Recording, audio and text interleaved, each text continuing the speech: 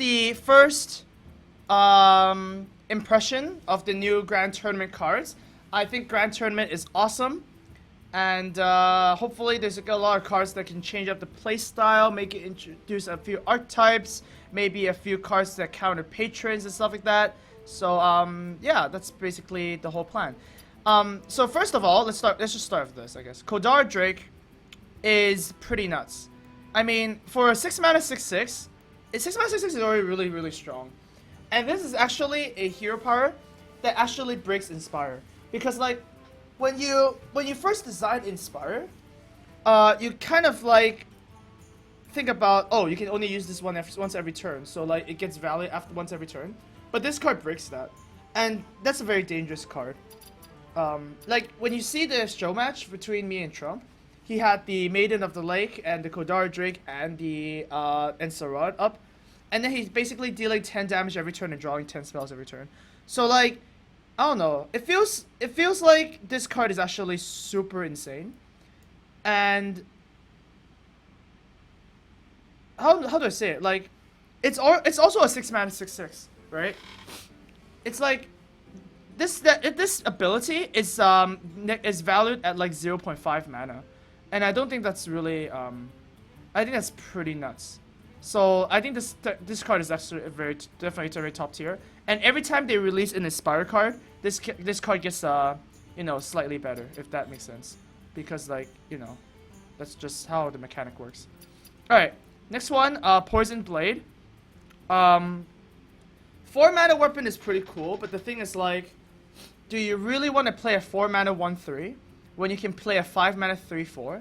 Because when you play a 5 mana 3/4, it's an Assassin's Blade, and then this one, you have to spend 8 mana for it to be a 3/3. I don't know, like, it seems like it's gonna take a while for this to ramp up. So I actually do not like this card at all. There might be some combos with like Maiden of the Lake or whatnot, but I don't know. You can kind of store this up against like Priest, for example, because like they can't really deal with your stuff. It's kind of slow, whatnot. It can go up to like, I don't know, 10 attack or something, but I don't like it. I think it's pretty bad. Maiden of Lake is actually one of the cooler cards in this set, actually, because this is like the actual only neutral that's like 6 health, right? I mean, we already have like Hungry Dragon as like a 6 health creature as a neutral, but since it spawns something for your opponent, it's not actually 6 health, right? Because the minion can trade, so it's like 5 or 4 health. And this is actually a super good card against like aggro types, because usually they have like health that's like, you know, 2 health creatures and stuff like that. And of course the hero, the ability is actually, it's not that irrelevant. Like, I think a lot of people are valuing this hero, the ability a bit too highly, but I mean, it's a solid card. I would pick it in Arena, I think, because like in Arena, every time you use a hero power, you draw a card essentially. So yeah. Constructed, I think it will be played in combo decks like the Kodar Mage deck, but in other decks, I'm pretty sure it's not. So I'm pretty sure it's pretty bad in Shaman, pretty bad in Warlock, pretty bad in Warrior, stuff like that. Yeah. This is insane. I really like this card. Because like, I don't know. It rewards players who actually know what everything does, if that makes sense. So like, when I play with Combobulator, I have like a fairly good assessment of what I can get off like off a 6 drop, for example, right? And I know that 7 drops are really bad, and I know like how many taunters the 3 mana cards has. Like 3 mana cards have a lot of taunts, right? So like those breakthrough points are actually really important when you want to gain an extra edge. So, you know, when you play this card, you want to have to look at the spell list and see, you know, which cards actually deal damage, which cards will save you from certain situations, which cards can give you a card draw and stuff like that. And you can actually extend your outs quite a bit. And of course, there are some mechanics of like, while Pyromancer, when you cast a spell, something happens. It just rewards like players who knows the mechanics of the game a little bit more. So I actually like this card a lot. And the 5 mana 4/5 is actually a pretty strong body as well. It's like, it's a relevant effect compared to say Mimiron's Head. Sorry about that, but Mimron's head has not really a relevant effect. Trust me, I tried to make it work. Alright, going back down. So this is the Dragonite Totem Carver, and she has the best voice actor. This is very, very cool. I mean, she basically says when you play her, she says like, elements I like, totems I love. And then when you attack with her, she's like, totally. You think she's gonna say totems, but totally. That was really good. So that's the thing that impresses me most about this card. Yeah. It's kind of like a Frostwolf Warlord, right? And the problem I have with this card is that Frostwolf Warlord is already not played. And would you play for 1 less mana? Maybe, because like 4 mana 6/6 is actually pretty strong. But of course, given in a constructed environment, you really can't really keep a lot of minions on the board. So I expect this to be played a lot, but and then people are just not gonna play it. It's definitely better than the Fire Guard Destroyer, in my opinion, because like a 5/5 is better than a 3/6 gain 1/4 attack and overload. But I'm not really sure. This card does not seem that good in first impression. So yeah. I like the name of this card, Ball of Spiders. That's pretty cool. It's like you're trying to throw a ball at somebody, and then it's, oh my god, it's Ball of Spiders. But a lot of people think this is a really bad card, and you're right. It is a very bad card constructed, because why would you play 6 mana for 3 1/1s ever? No, if you play your 6 mana creature, you needed to do something on the board, or you needed to do damage, because I mean, hunters, if the card doesn't deal damage to the face, it's not even gonna get played, right? Explosive Shot deals damage, and it's not played because it doesn't target the face. So like, this is actually pretty useful in Arena because you treat it like a Nourish, right? It's basically like a Nourish that activates its effect a bit later, and you also get 3 power on the board. So it's like a deal 3 damage and Nourish for 3 beasts. And if you look at it that way, it's actually pretty good, right? So I don't mind this in Arena, but I think in Constructed it's pretty bad, and it's also rare. So you're gonna see this in Arena quite a bit, because rares come up very often, and I think I would draft this in Arena. This kind of like make hunters go the route of, you know, I hesitate to say control, so maybe like more mid range, with like a bit more card draws, so they don't run out of gas. But we'll see. We'll see with the other cards. Thunderbluff Alien is actually one of the better Shaman cards that came out. Because it's basically a water elemental, and whenever you use your hero power, you use your hero power first, and then inspire triggers. So whatever you summon is basically like buffed as well. That's pretty cool. Only problem I have with this card is that to actually use it, you actually have to survive a turn with it, which is actually quite easy because it has 6 health, right? It's pretty tough. And also, if you use it as like a 7 mana kind of like a Quartermaster kind of thing, it's actually a little bit stronger than the Quartermaster in my opinion. Because having a 3/6 and a 2/2 is a bit stronger than having a 2/5 and a 3/3. The stats just work out a little bit better in my opinion. So this is a good card. Only problem, yeah, once again, it might be too slow. And with 5 mana, the other 5 mana cards are like, I don't know, Lotheb and Sludge Belcher and like Drew of the Claw and stuff like that. This is barely up there in the stat line, so I expect this card to be played. And Sky Captain Crag is charged. Yeah, it does cost a lot, and it doesn't have a lot of attack. So that's the first impression. So this is not your game ender. Like, if you want to end a game, you just want to play like Heroic Strike or something, right? Or like Frostbolt or something. Like, what's a pirate deck? Rogue? Just want to play like Oil. So this is not your board control. A finisher. It's kind of like more board control because you want to trade for something. Not really sure how often you can get pirates. You need 2 pirates for this card to be good, because like a 5 mana 4/6 with charge is actually like pretty good. Because like the thing is, like, people will go like, oh, a 5 mana 4/6 with charge is insane. It's 5 mana 4/6 charge is actually not insane in my opinion, because it's actually an ability, right? that you give up for something else. For example, Lothab, you're gaining an ability with a 5/5. You're not losing any stats, but you're gaining an ability that's pretty useful. So like, I think it has to be like 2 mana for it to be normal, and then 2 mana less for it to be normal, like baseline, and then 3 mana less is a bit better. So I'm not really sure if this is gonna get played, to be honest. Maybe they're gonna release another pirate. But of course, with every pirate, ship's cannon gets that much better.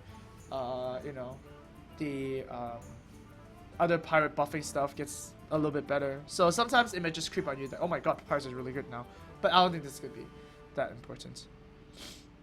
Oh man, this card is actually quite insane. I think this is going to be very good in Temple Mage.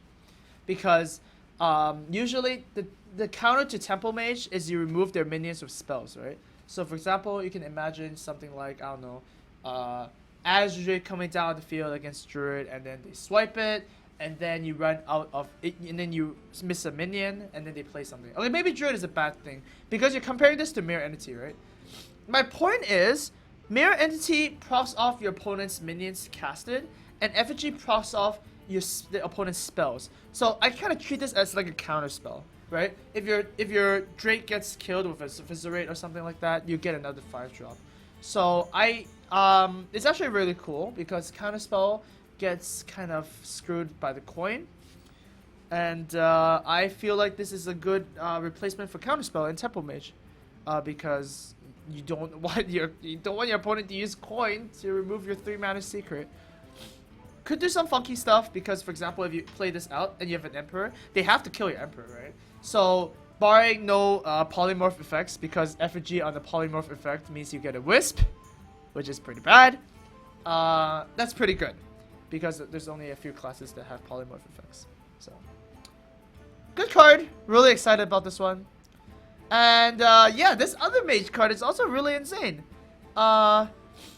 Because, well, first glance, you think like, oh, it's not that insane because compared to Steam Widow Sniper, right? Steam Widow Sniper does exactly the same thing. You know, 2 damage to a minion for 2 mana. But the thing is, like, first of all, it's a 3/2. And 3/2s are much better than a 2/3. Basically, in my opinion, everywhere, except for Priest. So, insane in that regard, that you can actually trade for 2 things with this. So it's like draw a smite and cast it on something and then trade for something. So this is insane in that regard. The second thing that's insane is that if you duplicate this somehow, if you get like extra copies, your hero part becomes like a frostbolt. It becomes like a dragon's breath, even a fireball. Okay, like I don't know, like because it can stack with each other, that's where it starts becoming insane. And then if you combine that with like the Drake that actually can ping forever, and then you have the next turn. So for example, like turn 8, you have like 2 fallen heroes and a Drake. That's actually 12 damage to that's like 12 damage to the face. Or 12 damage wherever you want to split it. And you don't even need to spend a card. You get what I mean? Like that's insane. When you have a Drake and 2 fallen heroes, your turn 8 is deal 12 damage and don't play anything. And then just keep on dealing 12 damage. How do you expect people to come back from that board state if they only have minions and they have no spells? You get what I mean? So Fallen Hero is like an insta-pick for me in Arena.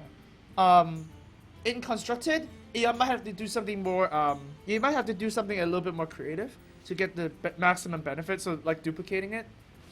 But in Arena, it's like nuts. Kind of cruel that this card actually affects like Warlocks because they deal 2 damage to themselves. It affects Hunters, so you can smork them for more. And it also affects Ragnaros, so you can do 9 damage. It's kind of cute, I guess. But it doesn't affect the other hero power. You don't deal 1 damage and then heal 2 if you're Priest. It's kind of weird. I was really excited about this card when I first saw it, and then I saw that it was only you. So when your opponent uses hero power, it actually doesn't affect it, which is kind of a shame. I think if your opponent uses hero power, and then this is actually discounted, then this will see play in Constructed. But I actually do not see that this is going to see play in Constructed, because the thing is like using your hero power is kind of like when you use your hero power, you want something to happen that turn. And if you don't have a turn, usually you use your hero power, right? You're not gonna go like, oh, I can play Frost Giant on turn 6 if I hero power the first 4 turns. That doesn't really make sense to me. Because if you hero power the first 4 turns, you're probably dead. If you compare this to, you know, Mountain Giant in Handlock, it's actually also really bad. Because you also draw a card every turn in the turn, right? So Mountain Giants cost 2 less every time you hero power, and Frost Giant only costs 1 less every time you hero power. In that regard. So I don't think this card is actually that good. I think this is a bad card. And I wouldn't draft this in Arena either. It's like 40s to 50s. If you rate every Arena card up to 100, with like Dr. Boom being tier 1, like 100 or something like that, this is probably like a 40 or 50. 40 to 50, yeah. Speaking of bad cards, this is also kind of a bad card. The problem with this card is that it's like a Cairn, but not really, right? Sure, it can go crazy if you have like cards that use multiple hero powers, but like a 6-mana 3/5 doesn't do anything. You get what I mean? When you play a 6-mana creature, you expect it to do something, like Sylvanas, like Emperor, right? Sky Golem does something because when it dies, it does something. So this card doesn't do anything. If you play 8-mana, it's a 3/5 and a 3/5. That's actually very weak, considering that they can kill the 3/5, this creature 3/5, and leave the War Kodo up, and the War Kodo doesn't duplicate itself, because I mean War Kodo is not a Kodo Rider, so I don't like this card at all. I don't think it's very exciting to me, if whatnot. This actually makes 6-drops really bad. Like Recombobulator gets a nerf because of this card. Right, usually when you recombobulate 6-drops, they're really, really good. And this card actually screws it up. So it's something to keep in mind. Oh gosh, Totem Golem. The card that everybody's kind of crazy about because of the card that's beside it. I actually think Totem Golem is actually not that good. Weirdly enough. Because, like, it's a 3-mana 3/4. We saw that already. It's Spider Tank. It comes in 1 turn earlier. So what? It's insane with the other card. I'm going to talk about that later, but the thing is, like, Shamans need something that has an effect. You get what I mean? Shamans lose early. I'm talking about mid-range, right? Obviously, you can just build a Smork Shaman or whatnot, but the problem with, like, mid-range Shaman is that they have to plan so far ahead, and planning far ahead doesn't really even reward them. You get what I mean? So, for example, if you Totem Golem on turn 2, and then you have a turn 2 play, you're basically just taking a turn 3 before a turn 2. Does that make sense to you? When you compare that to Druid, and if they have Innervate, they're playing a turn 4, and then they're playing a turn 3, and then they're playing a turn 4. Right? So it's turn 4 into turn 3, as opposed to turn 3 into turn 2. Some math things, if you add this up, means that Druid's Innervate seems to be a better ramp than Overload mechanic. Like, Overload is not that good. It's just not that good. There's no mechanic right now, aside from Lava Shock, that rewards you for playing a lot of Overload. And Lava Shock is a really bad card, because at best, it's kind of like a backstab, and at worst, it's a 2-mana deal 2 damage, which is like not played at all. It's not playable at all. So, I think this card is overhyped. This card though, this is a pretty solid card. Not because it can summon a 3/4, it's because it can summon Flame Tongue or Malachite. So when you play this card, you always play it on the left side, because the totem is summoned on the right side, and then your minions on the board might have been already played, so you always play on the left side, right? Flame Tongue, kill stuff on the right side, etc, etc. But a 3/2 that summons a 0/2 is also very fine. Not bad at all. Yeah, I see this card being played, but the other, for example, like this is a totem, right? This summons a totem, and then you can like kind of combo with Totem Carver, that's up here or something like that, you know. But I think it's kind of like you're kind of living a very good dream if you can actually think you can pull that off in constructed. I don't know. I feel like you're might be dreaming a little bit too highly there. Definitely a good card in Arena though. It's like an insta pick. Okay. This card is kind of like the introduction to the Inspire mechanic. I don't see this card gonna be played a lot. Undertaker is like when it got nerfed. When Undertaker got nerfed to 1/2, gain an attack for every death rattle, it's not played anymore. Like it's disappeared basically. Like you ask people who Undertaker is, and they're like, "What is that? Is it like a title for something?" You know, it's not. It's like a card that nobody plays. And when you play a hero power, once again, still remember that hero power is not that good in constructed because you kind of want to establish a board early on, or you want to like just play more stuff, and hero power is kind of like the backup plan. Hopefully Inspire changes that, but I still think you want to play more cards. And this is basically a worse Undertaker in my opinion. Would you be scared of a lowly squire to totem, or would you be more scared of Undertaker to mad sciences? That's pretty much the comparison.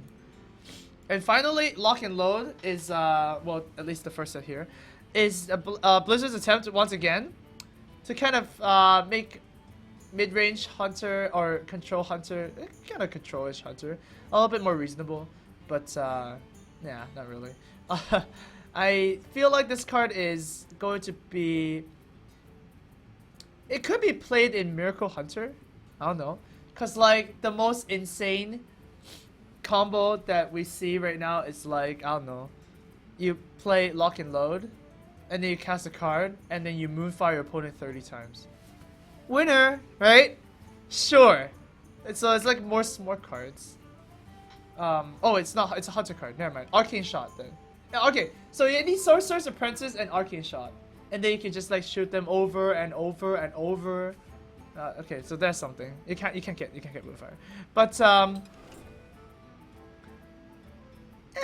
I'm not really sure about this card. The fact that it can actually add a random spell into your hand and you can proc it again is pretty cool.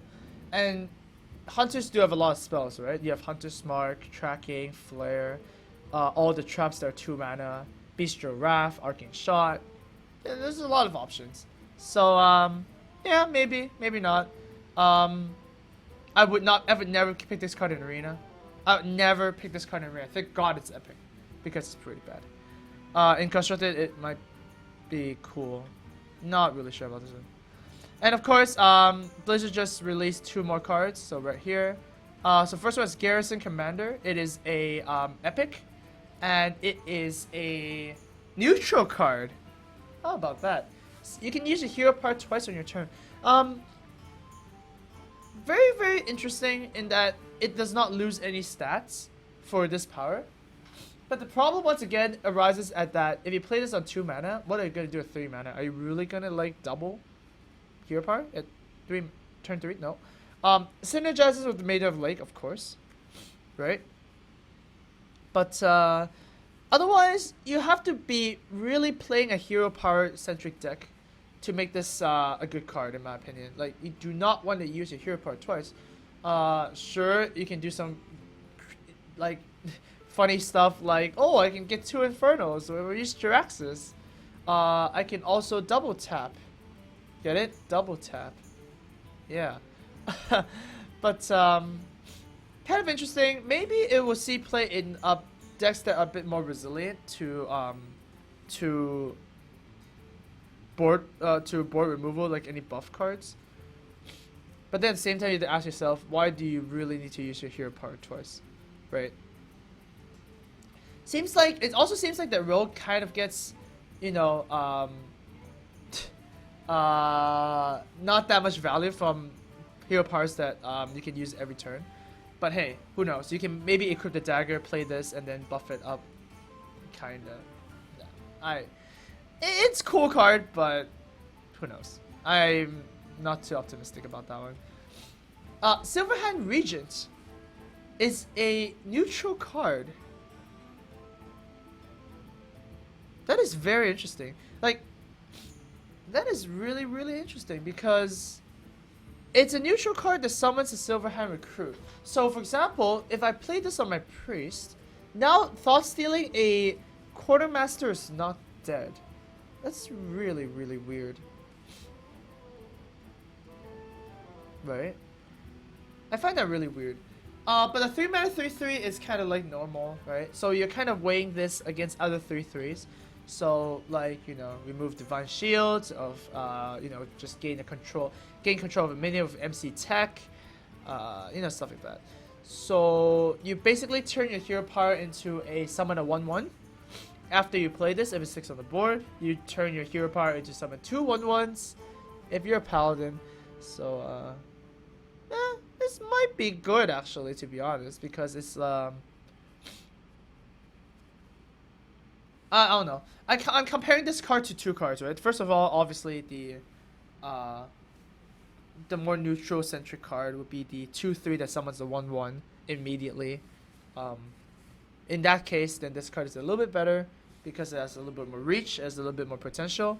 But when you compare it to a card like the Totemic Huskar, oh god, I need to start learning these names. But like this card, Tuskar Totemic, right? Seems much worse.